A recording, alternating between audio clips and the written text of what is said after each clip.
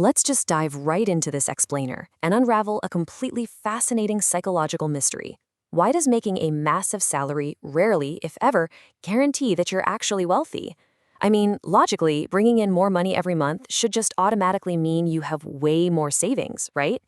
But as we know, human behavior doesn't run on spreadsheets. It runs on emotion, ego, and, let's be honest, dopamine. Once you start to understand the hidden psychological wiring at play here, it pretty much explains everything about modern personal finance. Just look at this staggering contrast in how people actually live. On the one hand, you've got someone bringing in $340,000 every single year, yet they're sweating over a meager $1,200 sitting in a savings account.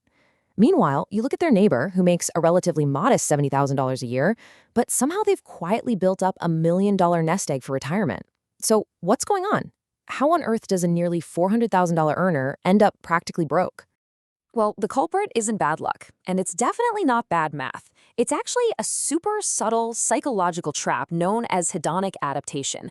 Basically, our brains are hardwired to get used to new levels of comfort, and fast. The exact second extra money enters our lives, there's this invisible pull driving us to seek the next dopamine hits. A new purchase, a lifestyle upgrade, and the truly scary part, it feels perfectly natural when it's happening to you. By the end of this explainer, you're definitely going to be able to spot this exact wiring in your own life. So let's look at part one, the lifestyle inflation trap. To see exactly how this trap springs, let's follow a composite case study of a guy we'll call Marcus. So, year one, Marcus lands this massive promotion. He is absolutely thrilled. His brain gets a huge rush of validation, and naturally, he feels he truly deserves a reward, right? So in year two, that new salary suddenly turns into a brand new luxury car. Then by year four, social comparison kicks in. He moves to a much nicer apartment in a far better part of town just to match his peers. Throw in a flashy new watch, and from the outside, Marcus has completely made it. But notice the underlying psychological pattern here. His lifestyle expectations inflated the exact second his income did. And the result of this behavior is honestly both a mathematical and an emotional disaster. Because despite his paycheck absolutely skyrocketing over those 5 years, his actual net worth, the actual financial security he gets to keep, went backwards. He basically traded his long-term freedom for a bigger lease, higher car payments, and maxed out credit cards. His income went way up, sure, but his hidden financial anxiety skyrocketed right along with it. Financial counselors call this phenomenon classic lifestyle inflation. It's an almost magnetic psychological force where your spending expands perfectly to consume your newly increased income. It is the number one reason why a raise so rarely leads to financial freedom. You just end up stuck on what's called a hedonic treadmill. The finish line of your desires just keeps moving further and further away every time you take a step forward, and it keeps you trapped in this endless cycle of earning just to spend. Which brings us to part two, the difference between being rich versus being wealthy. To break out of that vicious cycle, we have to completely reframe how we view money and success entirely. Being rich is largely a psychological performance. It is purely about what you spend and how successful you appear to your neighbors. When we see a guy like Marcus in his luxury car with a shiny watch, our brains instantly go, wow, he's rich. But richness relies on highly visible consumption. It feeds the ego, it feeds the need for external validation. But as we just saw with Marcus, it's also incredibly fragile. Now, in stark contrast, being wealthy is a state of mind and a state of security. It is entirely about what you keep and a long-term freedom those assets buy you. Wealth is quiet, it doesn't care about impressing strangers at a stoplight. It's the investments compounding in the background, the paid-off mortgage, the profound psychological relief of knowing you can just walk away from a toxic job at any given moment. Wealth is about buying back your own time, not buying flashy appearances. Moving on to part three, the gap that matters. Let's actually look at the data to see how this translates into everyday life. Take a typical $300,000 earner caught in that ego trap we talked about. A staggering 98% of their income pie is completely consumed by their lifestyle. They're only keeping this tiny, highly vulnerable 2% sliver. Driven by the need to keep up appearances, they've inadvertently built a massive, incredibly expensive machine that requires them to literally sprint endlessly on a hamster wheel just to keep the lights on. But meanwhile, our $70,000 earners from the beginning of this explainer, they're quietly keeping 20% of their income.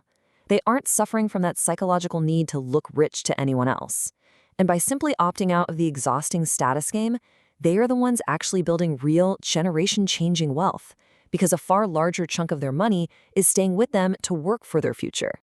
Research consistently proves a really fascinating reality. It is absolutely not your total income that predicts your eventual wealth. It is exclusively the gap between what you earn and what you keep.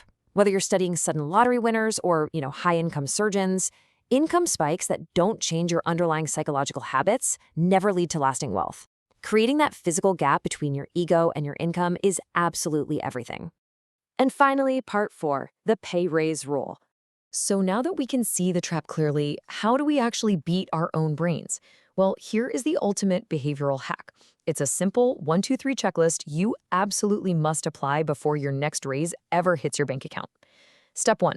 Decide in advance what percentage of your raise to save. Financial experts highly recommend 50%. Step 2. Automate it. Route that money directly to an investment or savings account. And step 3. Let it compound. Think about it. Your lifestyle still gets a really fun upgrade with the other 50%, but your net worth is guaranteed to grow right alongside it. And the reason this rule works so flawlessly is because it actively bypasses human weakness and decision fatigue. By automating the savings, you completely eliminate the psychological temptation to inflate your lifestyle. You aren't relying on willpower, which, let's face it, inevitably depletes at the end of a long month anyway. Because you never actually see that extra money sitting in your checking account, your brain never gets the dopamine rush of figuring out how to spend it on a new car lease or a bigger apartment. It's just out of sight, out of mind. And honestly, the absolute best part about this, you do not need a massive executive salary for this to work. This save half psychology is universally applicable. It works if you get a modest 3% annual cost of living raise, it works if you have a great night working for tips, and it works if you start a new weekend side hustle. Building that psychological muscle memory of capturing half of any new income matters infinitely more than the raw dollar amount. We've definitely covered a lot of ground today, but breaking free from lifestyle inflation really boils down to just one fundamental shift in perspective. So as you plan your career and your finances moving forward, I want to leave you with this final thought to ask yourself honestly. Are you optimizing your life just to look rich to people you don't even know? Or are you quietly building the assets to truly be wealthy for yourself?